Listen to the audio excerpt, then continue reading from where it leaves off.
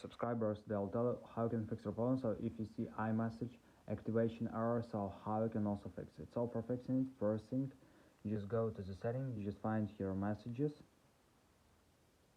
just open it, just try to turn it off and turn on again. Just try to reinstall your iMessage. So another thing you can try also to turn on airplane mode, wait a few seconds and just turn it off. And if you still have this error, so you can also just try to rest your phone. So just go to the general, just scroll down, just tap on shutdown, slide the power off, wait a few seconds and just power the phone again. So just simple rest your phone. And the latest option you can try to update your system. So just go to the general, just open software update, and if you see here available update, just tap on download and install and wait until it will successfully install the latest updates for your iPhone. So thanks for watching, have a nice day, subscribe to my channel, click like, and goodbye.